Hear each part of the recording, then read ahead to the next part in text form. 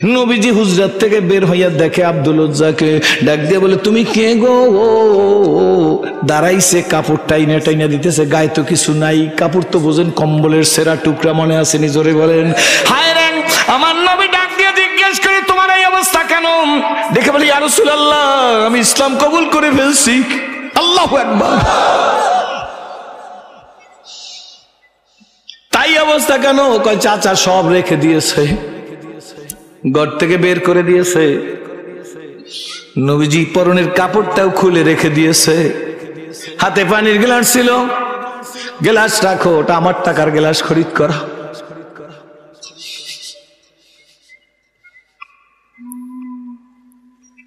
নবীজি আব্দুল উজ্জার কথা শুনে বলে, আব্দুল উজ্জা, এতদিন তুমি আব্দুল উজ্জা ছিলে, আমি নবী বললাম আজ থেকে তুমি আব্দুল্লাহ। আরো জোরে খন।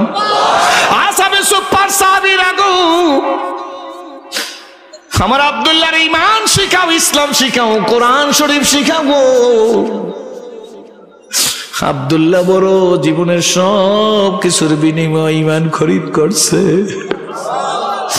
মুসলমানের সন্তানেরা ভালো আজ আমার কাছে নাই, ভালো আজ বুঝাইবার দক্ষতাও আমার নাই। সবচাইতে বড় সম্পদ ঈমান। যার ঈমান আছে সে কোনদিনই গরিব না।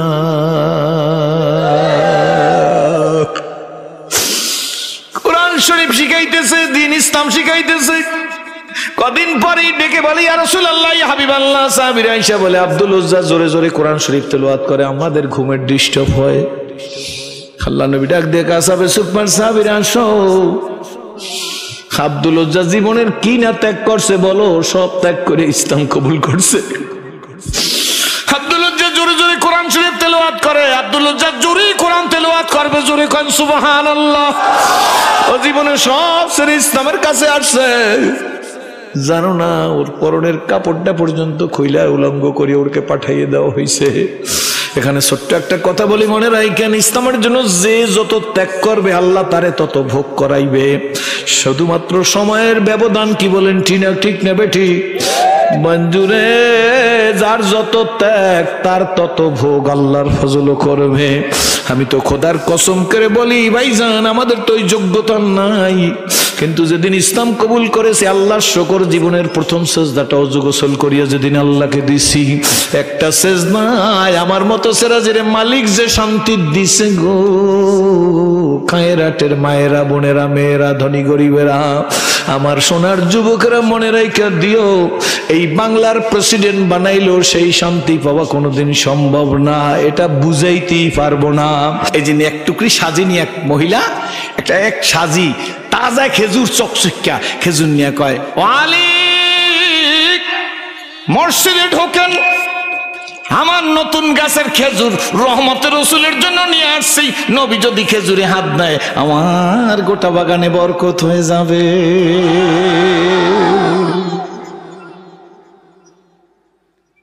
নবীজিকে খেতে বলেন, সাহাবীদেরকেও দিতে বলেন।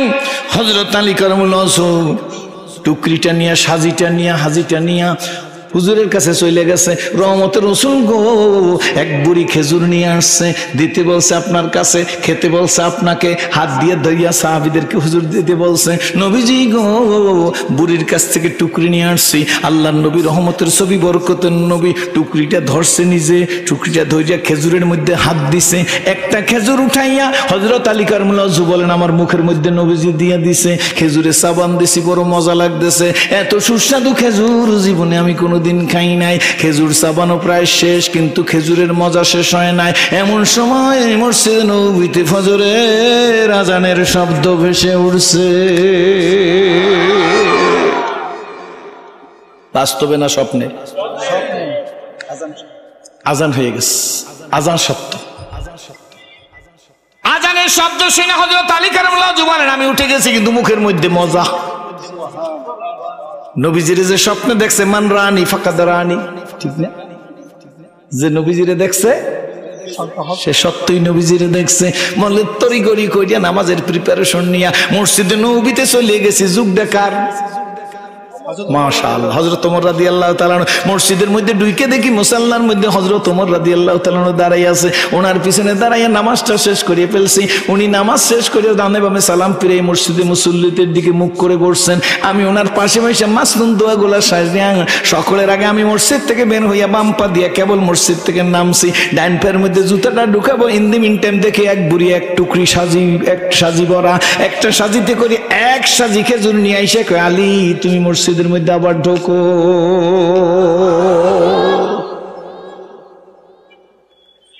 সাজে নিয়ে মসজিদের মধ্যে ঢুকবো, বুড়ি ডাক দেখে, আলী গো আমার নতুন গাছের খেজুর, আমিরুল মুমিনিন রে খেজুর খাইতে বলো, সাহাবীদেরও দিতে বলো। আমিরুল মুমিনিন যদি আমার খেজুরের মধ্যে হাত দেয় আমার বাগানের মধ্যে বরকত হয়ে যাবে। হযরত আলী কারিমুল্লাহ মনে মনে বলে, স্বপ্নে দেখছি তাই তো বাস্তব হইতেছে, ব্যক্তির ডিফারেন্স কি বলেন, ঠিক নেবে ঠিক। হযরত আলী কারিমুল্লাহ নিজে বলেন, আমি টুকরি নিয়ে মসজিদের মধ্যে ঢুকছি। আমিরুল মুমিনিনের কাছে গিয়ে বলি, হুজুর এই ঘটনা, বুড়ি টুকরি ভরিয়া খেজুর নিয়ে আসছে, তার তাজা খেজুর, নতুন গাছের খেজুর, আপনি হাত দিলে বরকত হইবে, সাহাবীদেরও দিতে বলছে, আপনাকেও খেতে বলছে। হযরত ওমর রাদিয়াল্লাহু তাআলাকে বলার সঙ্গে সঙ্গে উনি একটু মিসকি হাস দিয়ে টুকরিটা হাতের মধ্যে নেছে, টুকরির মধ্যে হাত দিয়ে হযরত তোমার একটা খেজুর উঠে হযরত আলী কারিমুল্লাহ ওযুর মুখের মধ্যে ঢুকাই দিছে। জোরে কান সুবহানাল্লাহ। হযরত আলী কারিমুল্লাহ ওযু বলেন, খেজুর আমি চাবাইতেছি, জীবনে বহু খেজুর খাইছি গো, এত সুন্দর সুস্বাদু খেজুর জীবনে আমি খাই নাই মনে হইতেছে। এমনি করে খেজুরটা চাবাইয়ে শেষ করবার পারিনি, হাত পাইতে কই, আমিরুল মুমিনিন গো আমার আর একটা খেজুর দেন, আপনার ওখানে অনেক খেজুর আছে, দুই একটা খেজুর যদি আমারে বেশি দেন তাতে কারো টান পড়বে না। হযরত ওমর রাদিয়াল্লাহু তাআলা মুস্কি হাত দেখে, আলী রে আমি কেমনে তোমারে দুইটা দেব, তোমার কি নবী একটা দেছে না দুইটা দেছে? আল্লাহু আকবার। খেজুর তোমারে নবী দেছে কয়টা? স্বপ্নে দেখছে কে? হযরত আলী। কেমনে হযরত ওমর রাদিয়াল্লাহু তাআলা জানলো? আমার মতো মানুষ হইলে হবে না, আমারটা তো হুফালাতুন নাস, মানুষের ঠোঙ্গা, যদি মানুষ সমাজ হয় আজও অসম্ভব সম্ভব হইয়া দাঁড়ায়। আমি ইসলামের ইতিহাস জানি আসছি, বেশি জানতে পারি নাই, কম জানলেও জানছি। এই মুসলমানদের মানুষ আমর ইবনুল আসের নেতৃত্বে সাগর পাড়ি দিয়ে, আটলান্টিক মহাসাগরের মতো সাগর পাড়ি দিয়ে গেছে ঘোড়ার পিঠে, কিন্তু ঘোড়ার পায়ের টাকনুতে পানি লাগে না। নৈকমরা ভোগ বিলাসের কাম্য ছিল সাদাতের, ভিখারির বেশি খলিফা যাদের শাসন করিল আদা জাহান। তারা যে ঘুমিয়ে বিভোর, তাই বাহিরে বইছে ঝড় তুফান। ঘুমিয়ে কাজা করিলি ফজর, যখনও জাগিনি তখনও জোহর, হেলায় খেলায় কাটিল আসর মাগরিবেতে শুনিয়া যান। এসাতে জামাতে হওরে হাজির, এখনো জামাতে আছে রে স্থান। বাজিসে দামামা বাদারে আমামা শির উসু করি মুসলমান। নয়া জামানার দাওয়াত এসেছে, ভাঙা কিল্লা ইউর নিশান। নারায়ে তাকবীর, বলেন না সবাই নারায়ে। এইটার একটা ধারণা আমার হয়েছে আপাতত। 30 বছরের বেশি মানুষের সাথে কথা বলতে বলতে এখন যে নারায়ে তাকবীরের স্লোগান এত স্লো, এইটার কারণ হইছে দিনের কাজ রাত্রে হইয়া যায়, এই কারণে। বুঝেন না মনে হয়? একটু বুঝাম হুজুর, আমার রিক্সে আমি বলি, আপনাকে ভয় নাই। কমিটি সভাপতি না চাই রয়েছে না কে জানি আছে, আরে ফারুক ভাই যে ছোট চাইছে, আমি মনে করছি আমার বন্ধ করতে পারে মনে হয়। এটা মহব্বতের কথা, দিনের কাজ রাত্রে বুঝছেন। আগামীকাল সকাল 8টায় যে কাজ শুরু হইবে, আজ 12টার আগে সেই কাজ কমপ্লিট, সিলগালা হয়ে গেছে। সুতরাং এই জাতির ভাগ্য এতই খারাপ, 80 বছরের মানুষ, 70 বছরের মানুষ বঞ্চিত হইতেছে একটা সাক্ষীর থেকে। ঠিক কইছেন, কম লোকে। আমি আমনা করে দেখি ইসলাম কবুল করছি। এ মুসলিম নেভার ব্রেক হিজ ওয়ার্ড। একজন মুসলমান শিশাডলা প্রাচীরের মতো সত্য কথা বলবে তো মরে যাব, মিথ্যার পিছনে থাকবো না। সত্যের পথে থাকতে রাজি কারা? তারা 2 হাত জাগাও। নাকি সব জায়গায় ব্যালেন্স চলবে? নেভার। হুয়াল্লাযী আরসালা রাসূলাহু বিল হুদা ওয়া দীনিল, কার কথা? আল্লাহর কথা। সামনে বলবো ইনশাআল্লাহ। তিনি সেই সত্তা পাঠাইছে রসুলকে দ্বীনে হক নিয়া, এই কারণে পাঠাইছে যেন তিনি পারেন সকল বাতিল দ্বীনের মোকাবেলা, দ্বীনে হককে জয়যুক্ত করতে। আল্লাহ দ্বীনি কুল্লি, সমস্ত বাতিল দিনের মোকাবেলা। দুনিয়াতে আসল স্বর্ণের বড়ি 85-90 হাজার টাকা মেকিং চার্জ সহ, সম্ভবত ইদানিং স্বর্ণ টর্ণ কিনি নেই। একই স্বর্ণে 85,000-90,000 টাকার একটা নেকলেস, আর দোকান থেকে, কসমেটিকের দোকান থেকে আর একটা অনুরূপ নেকলেস কিনবেন সিটি গোল্ডের, মাত্র 1,000 টাকা দাম। কত? 1,000 টাকা। সিটি গোল্ড আর অরিজিনাল গোল্ড পাশাপাশি রাখলে অরিজিনাল গোল্ডের চাইতে সিটি গোল্ডের উজ্জ্বলতা বেশি। কি বাবা হুজুর সঠিক নেই? সিটি গোল্ডের উজ্জ্বলতা বেশি না অরিজিনাল গোল্ডের উজ্জ্বলতা বেশি? সিটি গোল্ডের উজ্জ্বলতা বেশি, লংজিভিটি কম। উজ্জ্বলতা বেশি, কন লংজিভিটি, বুঝতে তার কষ্ট নয়। সিটি গোল্ড সাবানের পানি, Surf Excel, Wheel powder, Jet পাউডারে ঢুকাই রাখলে 1 ঘন্টা পরে হোয়াইট, কিছু নাই। অরিজিনাল গোল্ড 70 বছর সাবানের পানিতে ঢুকাই রাখলে 6,000 টাকার সোনা 85,000 টাকা হয়েছে, ওই দিন হয়তো 3 লক্ষ টাকা সোনার বড়ি হবে, আমরা থাকবো না। ঠিক তবে ঠিক জোরে বলেন।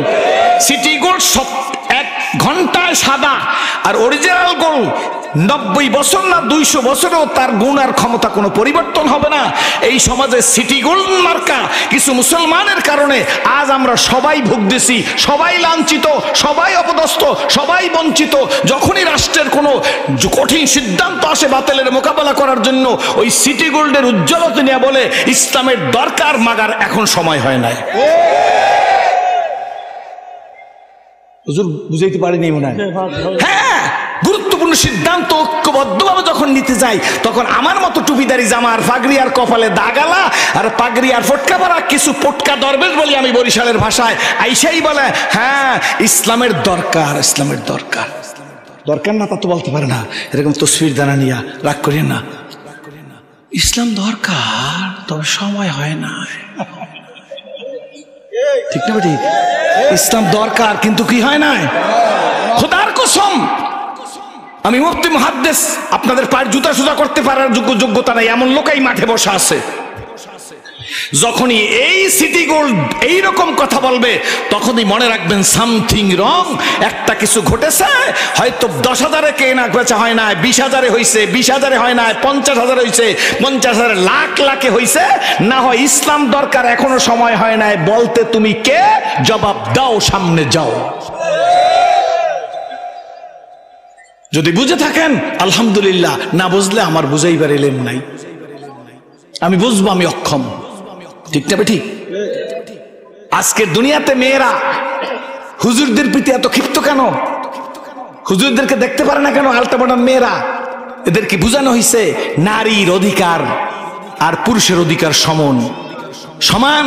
তোমাদেরকে নির্যাতিত নিপীড়িত করার জন্য হুজুররা দায়ী, এটা ভুল বোঝানো হয়েছে। বিধায় মেয়েরা আজকের হুজুর দেখতে পারে না। কি বলেন ঠিক না ঠিক? আমি জিজ্ঞেস করি, হুজুরদের ঘরে গিয়া কয়টা মেয়ে শান্তিতে আছে? গায়ের হুজুরদের ঘরে গিয়া কয়টা শান্তিতে আছে? তুমি একটু কাউন্ট করো, একটু তথ্য নাও, দেখবা হয়তো বা নাই তা না বলি, খুব কম, কিন্তু দেখবেন অধিকাংশই নির্যাতিত, নিপীড়িত, লাঞ্ছিত, বঞ্চিত, পদদলিত, নিষ্পেষিত এই মেয়েরা, তারা কোনো হুজুরের স্ত্রী না। ঠিক না ঠিক? আপনারা কি কথা বুঝতেছেন? হ্যাঁ, কিন্তু ইসলাম কি চাচ্ছে? মেয়েদেরকে বলি, নিশ্চয়ই মহিলা প্যান্ডেল আছে, আছে না?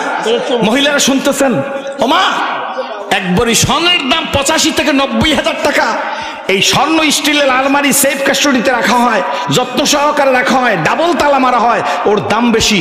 কিন্তু লোহা দিয়া দা বানানো হয়, খন্তা বানানো হয়, কুড়াল বানানো হয়, হাতুর বানানো হয়, করাত বানানো হয়। ঠিক না? খন্তা বানান কি দিয়া? কুড়াল বানান কি দিয়া? সাপল বানান কি দিয়া? করাত বানান কি দিয়া? গাছ কাটাদা কে দিয়া? বডি বানান কে দিয়া? লোহা দিয়া সব। কিন্তু লোহার দাম কম, কাম বেশি। খুন্তা দিয়ে যে কাজ হয়, কানের দুল দিয়ে সেই কাজ হবে? কুড়াল দিয়ে যে কাজ হয়, কপালের টিকলি দিয়ে সে কাজ হবে? জোরে বলেন। কেসি দিয়ে যে কাজ হয়, হাতের রুলি দিয়ে সেই কাজ হবে? বলেন না, বলেন হবে? হাতুর দিয়ে যে কাজ হয়, পায়ের নুপুর দিয়ে সেই কাজ হবে? তাহলে বোঝা গেল স্বর্ণের দাম বেশি, কাম কম, লোহার দাম কম, কাম বেশি। নারীর দাম বেশি, কাম কম, পুরুষের দাম কম, কাম বেশি। আমরা বুঝাই পাইছি আমাদের দাম কম কম বেশি, আর তোমাদের বুঝাইতে চাইতে সমান। আমাদের ইসলাম এই কোরআন তোমাদেরকে সমান অধিকার দেয় নাই, বরঞ্চ বেশি অধিকার দেশে। ইসলামী স্টেটে মহারানার টাকার ইনকাম ট্যাক্স ফ্রি, মহারানার টাকার কোনো ইনকাম ট্যাক্স নাই, ইনকাম ট্যাক্স ফ্রি। কোন পুরুষ তার বাসর ঘরে স্ত্রীর কাছ থেকে দাবি ছাড়াবার জন্য টাকা না দিয়া, মহারানা না দিয়া দাবি ছাড়াই নিলে সে দাবি ছাড়ান হয় না, কিয়ামতের ময়দানে তাকে জেনাকার বললে আল্লাহ ডাক দেবে। কি বলেন, কথা ঠিক নেবে ঠিক? বরঞ্চ তুমি কাপুরুষ, তুমি স্ত্রীর মহারানা, যখন তুমি তাকে পাও ধরে মাপ চাইছো, তোমার মতো কাপুরুষ সমাজে হয় না। হ্যাঁ, এখানে সামথিং রং, তুমি ভুল করেছো ওইটা। যখন তোমার মহারানার টাকা 6 লাখ বাধা হইছে, তখন বাবাকে জিজ্ঞেস করা উচিত ছিল, আব্বু টাকাটা আপনি দেবেন না আমি দেব? একটু জোরে কন। বাবা যদি বলে কেন বিয়ে করো তুই দিবি, বলে আমি যদি দিই তা আমার অ্যাবিলিটি 1 লাখ, 6 লাখ আমার অ্যাবিলিটি নাই। আমার শ্বশুর আপনার ব্যয় হতে যাচ্ছে, তার সাথে কনসাল্ট করেন। যদি 1 লক্ষ টাকা মহারণা আমার শ্বশুর তার মেয়েকে আমার সাথে বিয়ে দেয়, তাহলে এই বিয়েতে আমি রাজি। আর তা নাহলে যদি 6 লক্ষ টাকা হয়, বাকি 5 লাখ আপনি দেন, এই নেন আমার 1 লাখ, 6 লাখ মিলে আমি বিবির মহারণা পরিশোধ করব।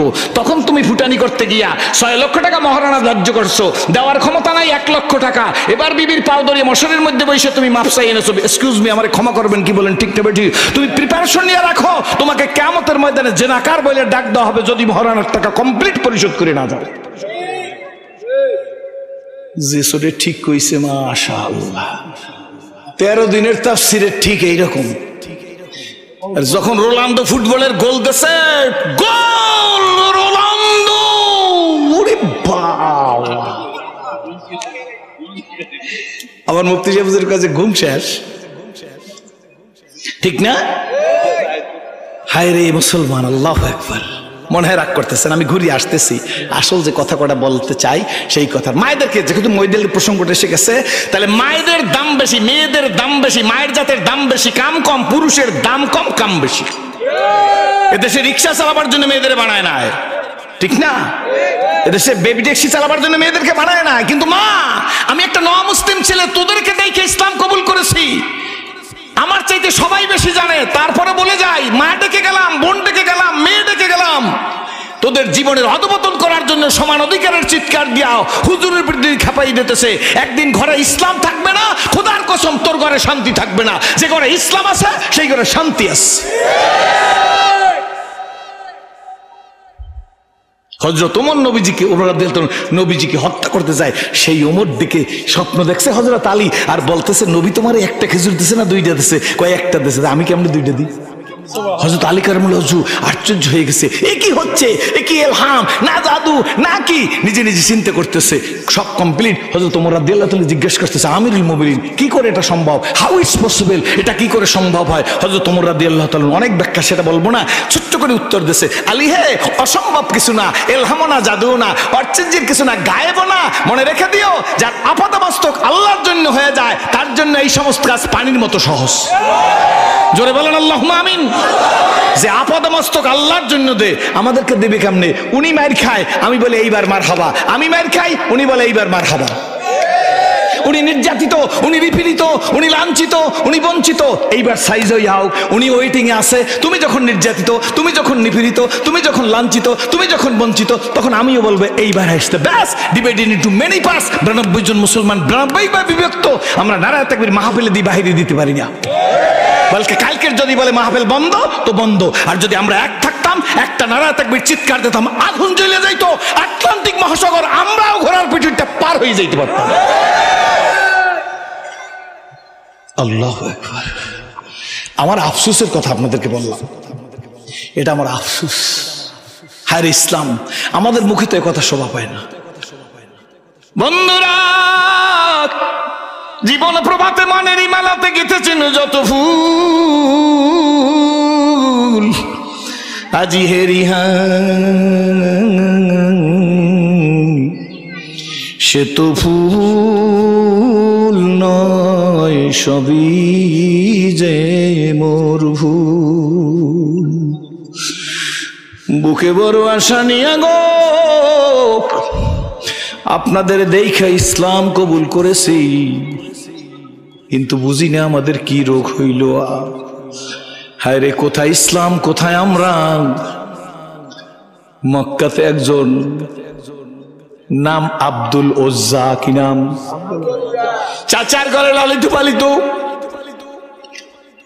আব্দুল ওজ্জার কিছুই নাই। চাচা সব বরণ পোষণ দেয়। ও যুবকেরা শোনো, পর্দার মায়েরা শোনো, আমি এই দিকে যাওয়ার আগে শেষ কথা বলি। মা, ইসলাম বোঝো, ইসলাম বোঝার জন্য স্টাডি করো, ভালো আলেমের কাছে শিখো। খবরদার ইউটিউব মুখী হইলে চলবে না। এই আলেমের বক্তৃতা শুনতেছো, ইউটিউবে টিপ দিয়ে ওই আলেমের বক্তৃতায় গেলে মিল নাই, কি বলেন ঠিক নেবে? ঠিক। এই আলেমের দ্বারাই বলবো প্রস্তাব করিয়া দিলে কুলুপ করতে হইবে। তোমার কত রেডি হইছ, পাক সাফের তরিকা বোলার আলিয়ার মুফতি সাহেব হুজুর কত সুন্দর করে বুঝাই দিল, অমুকে কত সুন্দর করে বুঝাই দিল। টিপ দিয়া আর একটা ইউটিউবে আর এক বক্তার কাছে যাবা, সে বলা শুরু করবে প্রস্রাব করিয়া ঢিলা কুলুপ নিয়ে হাঁটাহাঁটি করা নিকৃষ্ট কাজ। প্রস্রাব করিয়া ঢিলা কুলুপ করার কোনো দরকার নাই, পানি নেওয়ার তো প্রয়োজনই নাই। যুক্তি দেবে পুরুষে যদি ঢিলা কুলুপ করিয়া লড়াচড়ি করে, মহিলারা কি করবে, এমন যুক্তি দিয়ে, কি বলেন ঠিক নেবে? ঠিক। বিরাট আলেম, আসলে আলেম অস্বীকার করি না, কি বলেন ঠিক নেবে? ঠিক। কিন্তু বিভ্রান্তির বেড়া জেলে আবদ্ধ, কি বলেন ঠিক নেবে? ঠিক। তুমি তো মনে করবো ওনার মতো আলেম এত জিরকি দিয়ে বলতেছে, বুখারী শরীফে আছে, মুসলিম শরীফে আছে, তিরমিজি শরীফে আছে, কি বলেন ঠিক নেবে? ঠিক। কি আছে না নাই? আলেম রাতার মরিয়া যায় না, ওনাদের কাছে এসে জিজ্ঞেস করলেই তো হয়। ইউটিউবের মাসালা দিয়ে তুমি মস্তান হইতে যাও, জীবনে কোনোদিন পারবা না। খাসারাত দুনিয়াওয়াল আখিরাত দোনো জাহান চলে যাবে, কি বলেন ঠিক নেবে? ঠিক। সত্য না মিথ্যা? নামাজের ভিতরে বাহিরে যে কয়টা ফরজ, তার মধ্যে পাক পবিত্রতা কি একটা? কাপড় পাক, জোরে কোন? সুন্নত, ওয়াজিব। সভাপতি সাহেব ভুল কইতেছে না? এ কয় ফরজ। মুফতি সাহেব কি কয়? হুজুর আপনি কি কইছেন? কাপড় পাক কি? ফরজ। ভুল কইতেছে, ঠিক না? না না। তাহলে যারা বলতেছে পেশাব করে ঢিলে নেওয়ার দরকার নাই, এক ফোঁটা পেশাব যদি আপনার জড়াইয়ে কাপড়ে পড়ে, এই পৃথিবীর কোন মুফতি ফতুয়া দেবে যে কাপড়ে পেশাব লাগার পরে সেটা নাপাক থাকবে না? মুফতি হওয়া লাগবে না, এই কথাটা তো ক্লিয়ার, কি বলেন ঠিক নেবে? ঠিক। এই ব্যাপারে তো আপনি মুফতি হইতে পারেন, একটা ব্যাপারে, কি বলেন ঠিক নেবে? ঠিক। আপনি ভোলা আলিয়ার প্রধানমন্ত্রী হতে পারবেন না, কিন্তু কাপড়ে পেশাবের ফোঁটা লাগলে এই কাপড় পাক না ধোয়া পর্যন্ত। কিন্তু তোমাকে বুঝাই দিতেছে পেশাব করার পরে ঢিলা কুলুপের কোনো প্রয়োজনীয়তা নাই। সেও কিন্তু মুসলমান, সেও আলেম, সেও জিরকি দিয়ে বলতেছে, বুখারী শরীফে আছে বলতেছে, কি বলেন ঠিক নেবে? ঠিক। এখানেই আমাদের অধপতনের কারণ। এই কারণে আমি আপনাদেরকে একটা পরামর্শ দিলাম, কোনো দলিল না, আপনারা ইউটিউব মুখী হবেন না। এখনো ভাটামারার পীর সাহেব ভোলাতে জীবিত আছে, এখনো শরীফ সাহেব হুজুরের বংশের লোক বাসা আছে, এখনো ভোলা আলিয়া মাদ্রাসা ঐতিহ্যবাহী বাংলার শ্রেষ্ঠ প্রতিষ্ঠানে মুফতি সাহেবরা আছে, এখনো চরগমানি মাদ্রাসা আছে, এখনো হাটাদারি মাদ্রাসা আছে, এখনো যাত্রাবাড়ি মাদ্রাসা আছে, এখনো সরসিনেমা আলিয়া মাদ্রাসা আছে, এখনো চরমানি মাদ্রাসা আছে। এগুলা থাকতে তুমি ইউটিউব মুখী হইলে কেন? আলেম কি মরে গেছে নাকি? কথা প্রসঙ্গে আসলো হুজুর, বললাম কোনো সমস্যা নাকি? জানার দরকার না? জানার দরকার কিনা? অত জানাবার ক্ষমতা নাই, কিন্তু মনে আছে তো কথা? নাম কি? আব্দুল ওজ্জা, মনে আছে তো? নও মুসলিম, আমরাও তো নও মুসলিম। নও মুসলিম হইয়ে ভিক্ষার ব্যাগ নিয়ে শুরু করি ভিক্ষে করতে।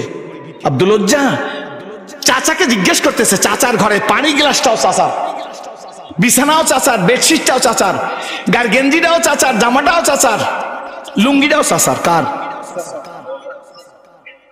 এই আব্দুল ওজ্জা চাচাকে একদিন জিজ্ঞেস করতেছে, বড় ঘটনা ছোট্ট করে বলতেছি, চাচাজি। জি না, কি বাবা? খুব মহব্বত চাচার সাথে আব্দুল ওজ্জা। চাচাই তো বলেন পছন্দে। ও চাচাজি, চাচাজি গো, আব্দুল্লাহর ছেলে মোহাম্মদ সত্যবাদিনী। চাচা ছোট্ট করে বলতে, চাচা এই আব্দুল্লাহর ছেলে যে মোহাম্মদ, আব্দুল ওজ্জার ভিতরে কিন্তু জ্বালা পোড়া শুরু হয়ে গেছে। তার চলন, তার ভঙ্গিমা, তার হাতটা দেখে মহব্বত এসে গেছে। আলহামদুলিল্লাহ। চাচু সত্যবাদী? চাচা বলে হ্যাঁ অবশ্যই সত্যবাদী। ছোট্ট করে বলছে, চাচা উনি কি সত্য নবী? চাচা বলে সত্য নবী। কি বলছে? কি বলছে? চাচাজি যদি সত্য নবী হয়ে থাকে তুমি ইসলাম কবুল করবানি? চাচা সত্য নবী তুমি বলছো তো, চাচা যদি উনি সত্য নবী হয় তুমি কি ইসলাম কবুল করবা? চাচা বলে না না, কোনদিন সম্ভব না। আব্দুল উজ্জা ডেকে বলে, কেন সম্ভব না চাচা? আমার নেতৃত্ব টিকবে না। ইসলামে শান্তি বুঝি, কিন্তু আমি গেলে নেতৃত্ব থাকবে না। ঠিক না ঠিক? জোরে বলেন। এই নেতৃত্বের জন্য দিনের ডাকাতি রাত্রে করিয়া রাখে। কি বলেন, সত্য না মিথ্যা? আব্দুল উজ্জা ডাক দেখা, চাচ্চু একটা কথা মনে বড় আশা ছিল, উনি যদি সত্য নবী হয় গো, তুমি নিশ্চয়ই তার কাছে ইসলাম কবুল করবে। আমার দিকে তাকান। তুমি নিশ্চয়ই তার কাছে ইসলাম কবুল করবে, আর তুমি ইসলাম কবুল করার পরে তোমার হাত ধরে দ্বিতীয় ব্যক্তি আমি হব ইসলাম কবুল করার জন্য। না ভাতিজা, তা আমার দ্বারা সম্ভব না। চাচা গো, যদি তোমার দ্বারা সম্ভব না হয় তাহলে মনে রাইখা দিও, মনে প্রাণে আগে ইসলাম কবুল করছি, শুধু ঘোষণাটা বাকি ছিল। তুমি আগে করবা, তারপরে ঘোষণা দিব। তুমি যখন পাল্লা না চাচা, পারবা না, তাহলে মনে রাইখা দিও চাচা, আমি প্রকাশ্যে ঘোষণা দিলাম আমি ইসলাম কবুল করলাম।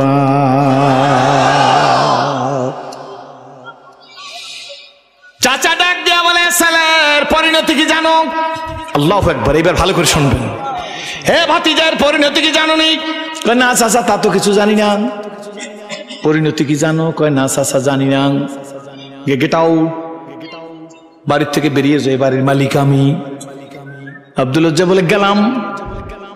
যাওয়ার আগে হাতের পানির গ্লাসটা, যে গ্লাসটা নিয়ে পানি খাইতেছো, ওই গ্লাসটা আমার টাকার খরিদ করা গ্লাস রাখো। রাখলাম। বিছনা বেডিং আমার, সব আমার, বেরিয়ে যাও। আল্লাহু আকবার। এ মুসলিম নে ভাগ ব্রেকি জোয়ান। মুসলমান তো দিল দিছে নবীজির, এনে দিল দিছে আল্লাহকে। বাড়ি ঘর দিয়ে কি হবে, ওটা তো তুমি নিয়ে যাও। কি বলেন, ঠিক নেবে? ঠিক। দেখে বলে, এ ছেলে। আব্দুল উজ্জা হাঁটা শুরু করছে। ঘর বাড়ি, ল্যাপ তোষক, জগ, গ্লাস, পানি বোতল সব তোমার, সব নিয়ে যাও। চললাম। চাচা ডাক দিয়ে, দাঁড়াও, গায়ের জামাটা আমার টাকার, গায়ের জামা খুলে দাও। গায়ের জামাটা খুলে দিয়ে ফিক মেরে দিছে, নাও চাচা। পরনে শুধু একটা কাপড়, লুঙ্গি। দেখে বলে, ছেলে বেশি বাড়িও না, ওই কাপড়টাও আমার টাকার খরিদ। আব্দুল উজ্জা লুঙ্গিটা খুলে রেখে গেলে, কয় চাচা এখন পূর্ণ উলঙ্গ। হায় রে হায়, কাপড় আমার রেখে যাও। যখন কাপড়, একটা প্রাপ্তবয়স্ক সন্তান যখন কাপড়টা খুলে রাখছে, নিজে কুঞ্চিত হয়ে গেছে, দুই হাত দিয়ে লজ্জাস্থান চেপে ধরে একটা দৌড় দিয়ে মায়ের কাছে চলে গেছে। মা ছেলেকে দেখে বলে, বাজান তোমার এই দুরবস্থা কেন? দুই চোখ দিয়ে পানি পড়তেছে। মাগো, আমি ইসলাম কবুল করেছি। করেছো তো কি হয়েছে? চাচাজি ঘর থেকে বের করে দিছে, সব রেখে দিয়েছে। মা গায়ের জামা চাচার টাকার, পরনের কাপড় লুঙ্গি চাচার টাকার। মাগো, জামা কাপড় সব দিয়ে আসছি। মা ডেকে বলে, ছেলে রে, আমি কি করতে পারি? আমার কাছে কি চাও? আব্দুল উজ্জা ডেকে বলে, মাগো এক টুকরা কাপড় দাও কোনো মতে। মা ডেকে কি বলে, মুসলমানের সন্তানরা শোনো, বন্ধুরা শোনো, আব্বুরা শোনো, ধনীরা শোনো, গরিবেরা শোনো, সেরাজি তুমিও শোনো। আমরা তো কোরমা পোলাও খাওয়া ইসলাম প্রচার করি, মাইর খাওয়া ইসলাম যায় নাই না, মানুষের কাছে বলি না। কি বলেন, ঠিক নেবে? ঠিক।